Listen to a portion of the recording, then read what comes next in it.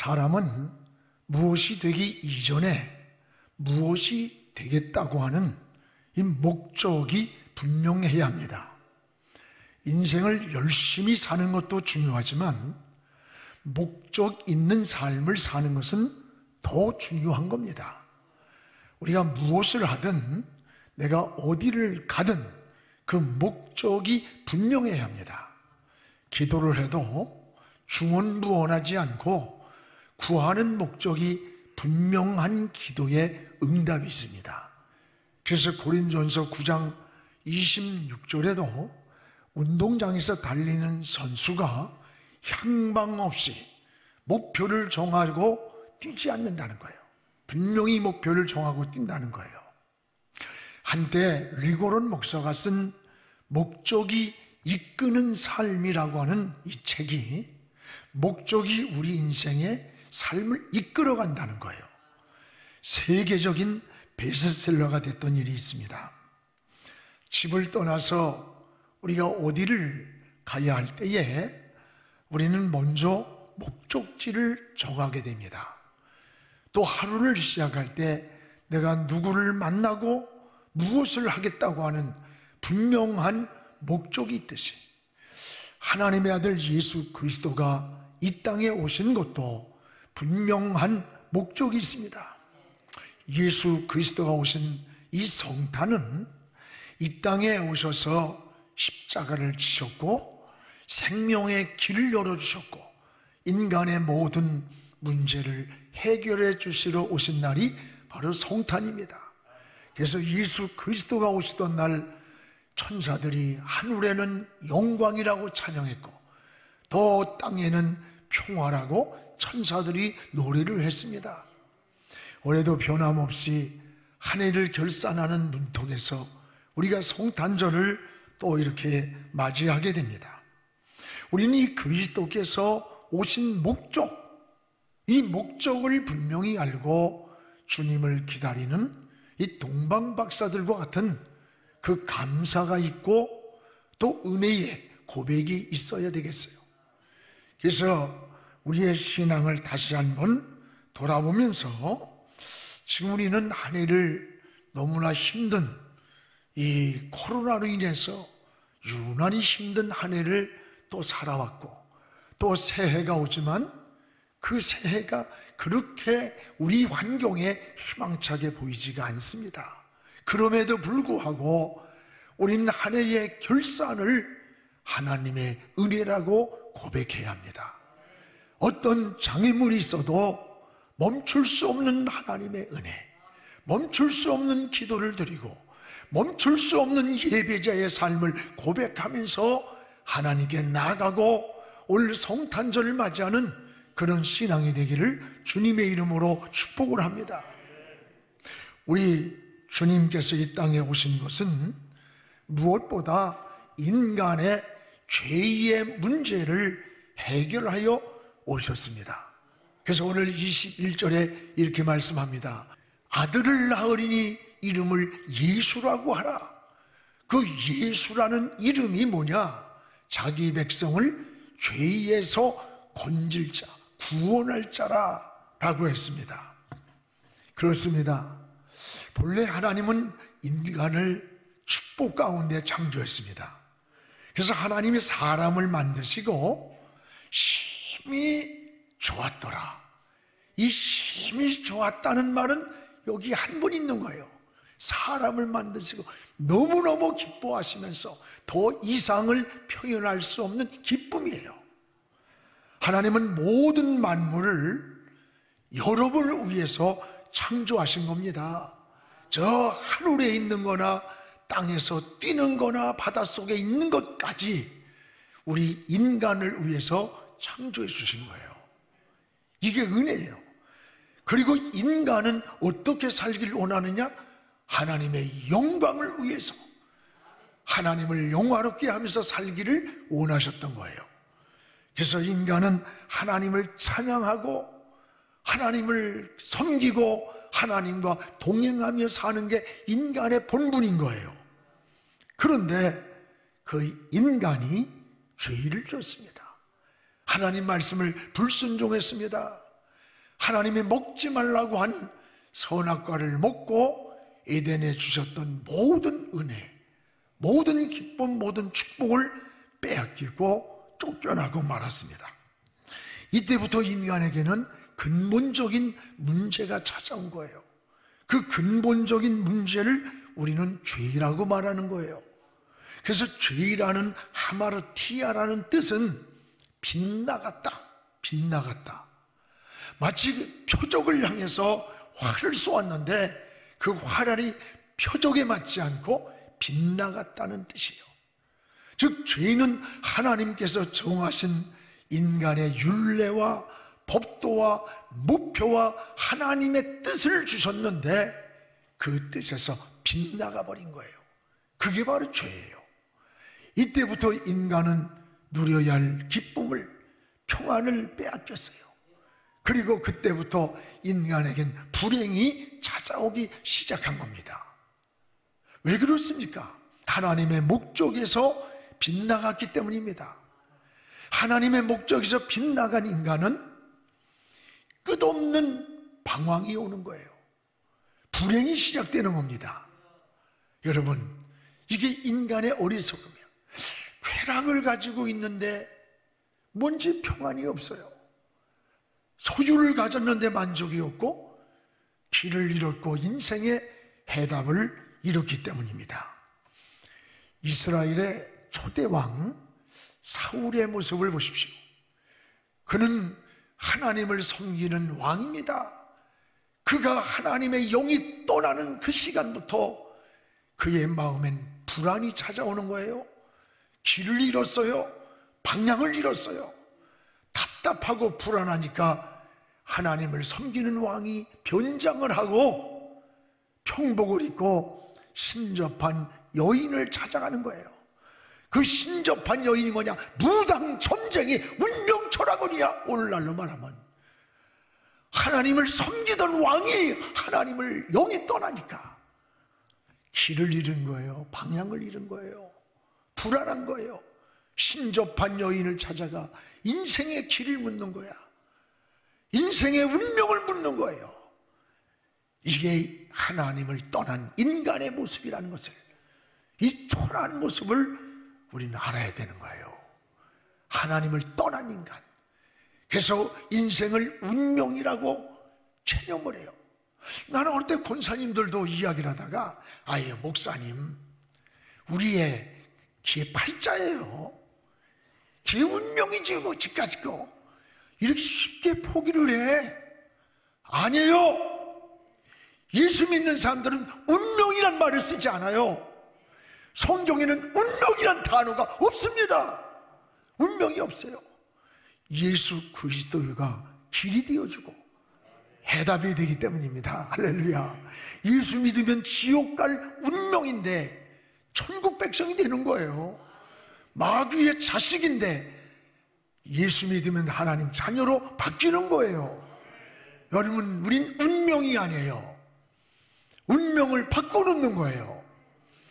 예수님이 십자가에서 이 인간의 근본적인 빗나간 죄의 문제, 이거를 해결하려고 오신 것이 바로 성탄이에요. 오늘 여러분, 그래서 죄인은 육체의 고통만 있는 게 아니에요.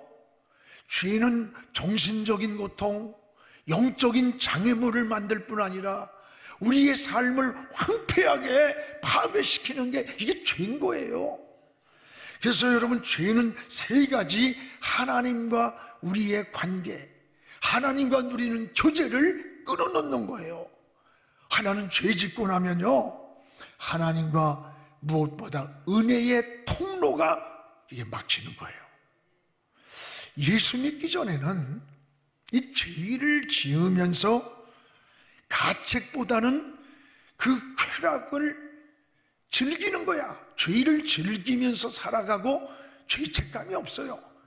그런데 오히려 예수 믿고 나서부터는 죄 짓고 나면은 누가 뭐라고 안 해도 왠지 마음이 불편하고 불안하고 평안이 떠나고 괴롭고 안식이 없는 거예요. 왜 그럴까요? 여러분, 예수 믿기 전에는 그 영이 죽어서 죄를 모르고 사는 거예요. 그런데 예수 믿고 나서는 영이 살아나는 거예요. 이 영이 살아가지고 죄를 짓고 나면 고통이 오는 거예요. 아픔이 오는 거예요. 괴로움이 오는 거예요. 이게 우리 영이 살아났기 때문에 그런 거예요. 아담은 죄를 짓던 날 누가 뭘 하지 않아도 스스로 불안해가지고 저 에덴 동산에 나무 밑에 가서 숨었어요. 불안했기 때문에.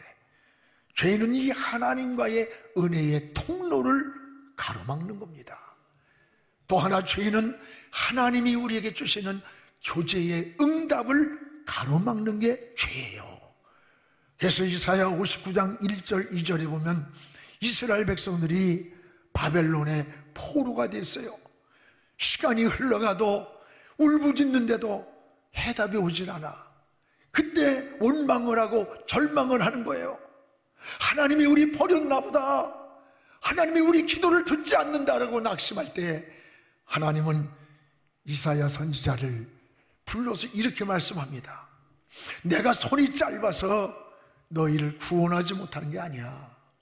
내가 귀가 둔해서 너희들의 부르짖는 소리를 듣지 못하는 게 아니다. 너희와 나 사이에 죄의 담이 가로막고 있다는 거예요. 은혜의 통로를, 응답의 통로를 가로막고 있다는 거예요. 그렇습니다. 또한 죄인은 하나님이 우리에게 약속한 축복의 통로를 파괴시키는 거예요. 무서운 겁니다. 창세기 3장 17절에 보면 아담이 죄를 짓던 날 하나님이 뭐라 해요? 땅은 너로 인하여 저주를 받고 내 평생에 수고하여야 그 소단을 먹으리라. 전 이 말씀을 가슴이 참 고통이 와요. 답답하고. 아담이 범죄를 했는데 땅은 너로 인하여, 아담 너로 인하여 네 죄값으로 인해서 너에게 줬던 모든 땅의 축복이 저주를 받는다는 거예요. 인간에게 여러분, 하늘의 것과 땅의 것과 바다의 것까지 다스리고 정복하게 주셨던 모든 축복을 네가 범죄하는 그 죄로 인해서 땅이 저주를 받았다. 그렇다면 오늘 여러분, 이런 코로나, 역병, 나타나는 재난, 이게 우연이 아니에요. 인간의 타락, 인간의 죄로부터 이 문제가 왔다는 원인을 찾아야 돼. 그래서 역대하에 보세요.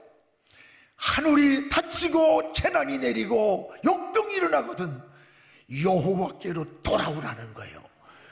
그리고 하나님을 찾으라. 하나님께 얼굴을 구하면 내가 얼굴을 향하고 너희들의 문제를 치료해 주겠다는 거예요. 여러분, 이게 원리인 겁니다. 모든 만물을 인간을 위해 지어주시고 하나님의 영광을 위해 살라고 우리를 지었는데, 우리가 빗나갈 때 우리에게 주신 모든 축복이 너로 인하여 땅이 저주를 받았다.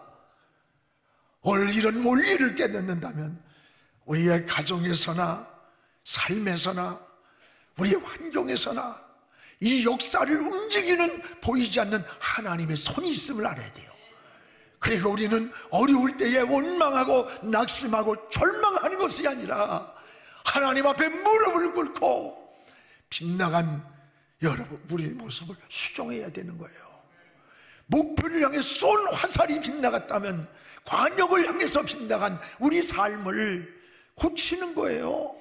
다시 돌아오는 거예요. 이게 신앙인의 삶인 겁니다. 여러분, 이 죄값이 뭐예요? 사망이란 사망. 사망이란 죽음은 죽음으로만 대신되는 거예요.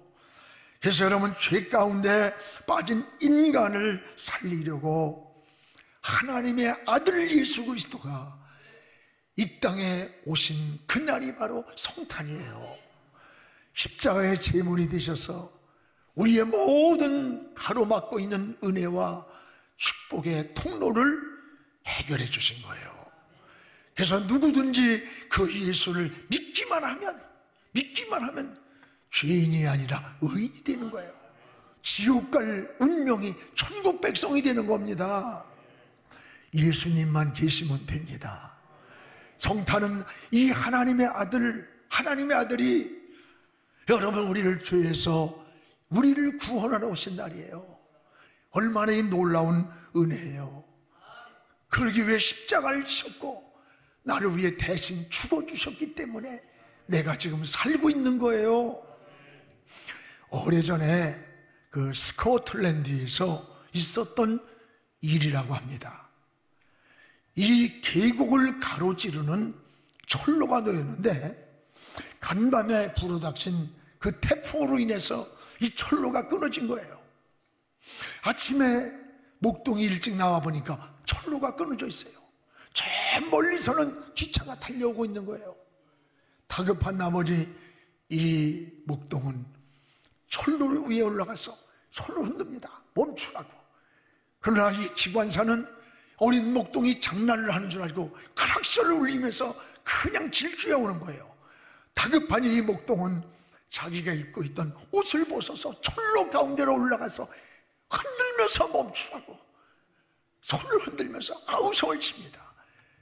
그러나 이 기차는 그 앞에 와서 급정거를 했지만 결국은 이 어린 목동은 그 기차에 치여서 토막토막이 나고 비참하게 죽었어요. 기차에서 내린 기관사와 많은 승객들이 왜 이 어린 목동이 이렇게 어리석게 이렇게 비참하게 왜 죽어야 될까?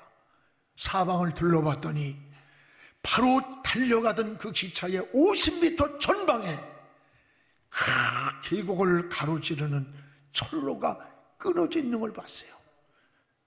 그 순간에 기관사가 여러분 이 목동이 여기서 이렇게 죽지 않았으면 우린 50m 앞에 가서 다 죽었습니다. 이 목동은 지금 우리를 살리기 위해 이렇게 비참하게 죽었습니다. 이 목동이 우리를 다 살렸습니다 라고 하면서 모든 사람들이 함께 눈물을 흘렸다고 합니다. 그렇습니다. 예수님이 우리를 위해 죽으셨습니다. 우리 주님이 십자가에서 죽으심으로 우리를 죄에서 구원하신 거예요. 이 사실을 믿는 게 믿음이고 복음이에요. 여러분 이 사실을 믿으면 우린 구원을 받습니다. 예수님만 계시면 됩니다. 저희 설교 준비하면서 내가 한 100번을 얘기했잖아요. 예수님만 계시면 됩니다. 우리 같이 합시다. 예수님만 계시면 됩니다. 그렇습니다. 내게 예수님만 계시면 길이 열리고 예수님이 나를 대신해 죽으셨고 나를 살리셨기 때문입니다.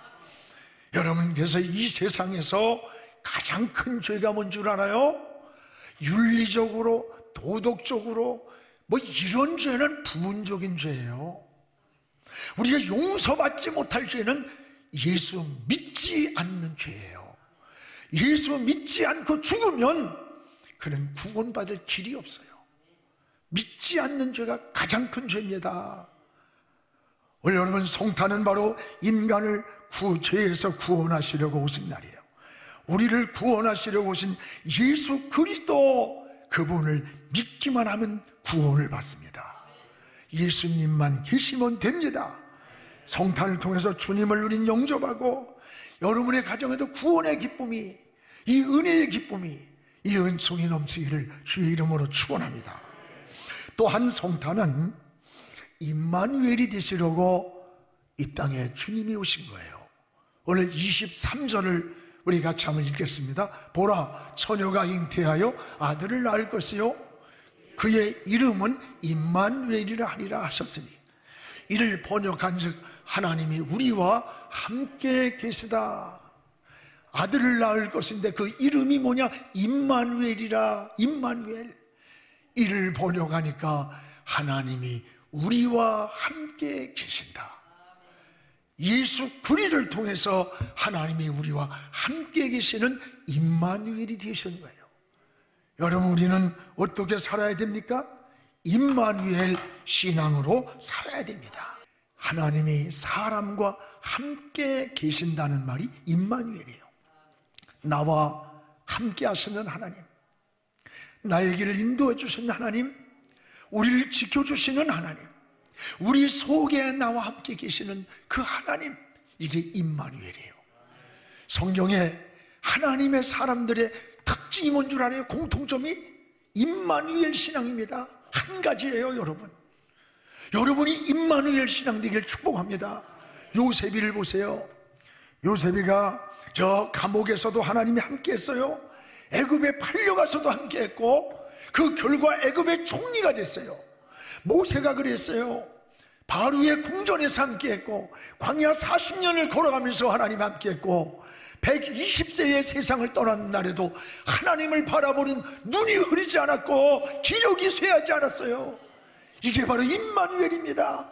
다윗이 그러했습니다. 시편 23편을 보세요. 내가 사망의 음침한 골짜기를 달릴지라도, 사망의 음침한 골짜기, 사울의 칼과 창을 피해 다닐 때 한 발자국이 죽음과 생명 사이를 어떻게 갈지 모르는 그 위험한 길을 다닐지라도 그 해를 두려워하지 않은 것은 한 가지, 주께서 나와 함께 하십니다. 그 함께 한다는 말이 임마누엘이에요. 모두가 임마누엘 신앙입니다.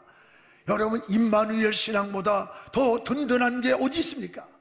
내가 무엇을 하느냐, 어딜 가느냐, 어떤 사업을 하느냐, 진로를, 이것보다 더 중요한 것은 지금 여러분이 걸어가는 그 길에, 여러분이 하는 그곳에 하나님이 나와 함께하는 임마누엘인가가 더 중요한 거예요. 하나님이 함께 하시면 안전합니다. 가는 길이 형통한 것입니다. 오늘 성탄은 바로 우리와 임마누엘이 되시기 위해서 하나님의 아들 예수 그리스도가 이 땅에 오신 날이 바로 성탄인 거예요.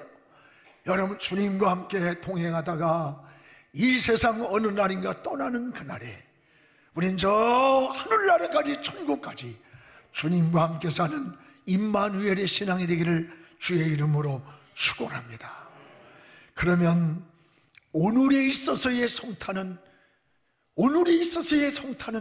어떤 것이고, 오늘의 성탄은 어딘가를 생각해야 돼요. 우린 저 2000년 전에 말구육간에, 여러분 거기 가서 무슨 이게 성탄이 아니에요. 오늘의 성탄은 2000년 전 말구유가 아니라 여러분의 마음이어야 돼요. 여러분의 가정이고 여러분의 삶의 현장에 주님이 계셔야 되는 거예요. 그래서 주님을 마음에 모실 때 평화가 있는 겁니다. 여러분, 오늘 누가복음 2장 14절에 말씀했잖아요. 주님이 오시던 날 저 하늘에는 영광이 되고 이 땅에는 평화로다. 예수님이 이 땅에 오실 때, 예수님이 우리 마음에 오시면 그 평화의 본체이기 때문에 예수님이 계시는 곳에 평화가 있는 거예요. 예수님이 계시는 곳에 안식이 있는 거예요. 이 혼돈하고 무질서하고 우리 이런 삶의 현장에도 우리가 주님을 잘 모시고 참 평화를 누리는 이런 성탄이 되기를 주의 이름으로 축원합니다. 또 여러분, 우리 마음에 주님을 모실 때 마귀를 멸하는 권세를 주셨다는 거예요. 특별히 마귀는 우리를 범죄케 했지만 하나님의 아들이 왜 이 땅에 오셨느냐? 이 마귀가 하는 일을 멸하려고 오셨다는 거예요. 그러면 이 마귀가 하는 일이 뭡니까? 마귀는 하나님의 일을 방해하는 자입니다. 하나님과 인간 사이를 이간하는 자요, 또 우리를 넘어뜨리는 유혹하는 자요, 여러 문제를 일으키는 악의 영들이 마귀가 하는 원수마귀예요. 그래서 에베소 6장 12절에 우리의 싸움은 혈과 육이 아니다, 저 하늘에 있는 악한 영들과의 싸움이라는 거예요. 여러분이 얻은 가정에서, 삶에서 미움이 오고 갈등이 오고 어쩌고 할 때 영적인 눈을 뜨고 보면 혈과 육이 아니라는 거예요. 저 하늘에 있는 악의 영들이라는 겁니다. 성경에 보세요. 에덴 동산에 이 악한 영이 들어가서 아담의 축복을 파괴시킨 거예요. 가인의 마음속에 들어가서 분노를 일으켜가지고 살인을 만들고, 살인. 유다의 마음속에 들어가니까 예수를 팔아먹을 마음을, 탐욕을 넣은 거예요. 그의 마음에 들어가니까 마귀는 파괴자예요. 우리를, 하나님의 일을 방해하는 자요, 유혹하고 넘어뜨린 자입니다. 오늘 사랑하는 여러분, 마귀는 우리의 약한 곳을 너무나 잘 알아요. 우리 힘으로는 이 원수 마귀를 이길 수가 없어요. 그러므로 하나님은 일방적으로 우리와 의논하지 않으시고 하나님의 아들 예수 그리스도를 이 땅에 보내주셨습니다. 할렐루야. 마귀의 일을 멸하고 우리를 구원하시고 평화를 주시려고 주님이 이 땅에 오신 날이 성탄이에요. 우리는 코로나에 인해서 힘들고 어렵다고만 하지만 이제 우리는 성탄에 다시 한번 주님을 바라보십시오. 우리 마음속에, 우리 가정에, 우리 삶의 현장에 주님을 모시고 어두웠던 마음을 털어내고 여러분 마음이 빛이 오고 평안이 오고 여러분의 가정이 행복이 오고 엉클어지고 무너졌던 삶이 다시 회복되기를 주의 이름으로 축원합니다. 지금은 미디어 선교를 위한 헌금 시간입니다. 이 예배를 통해 삶 가운데 은혜와 회복이 충만하시기를 간절히 기도합니다.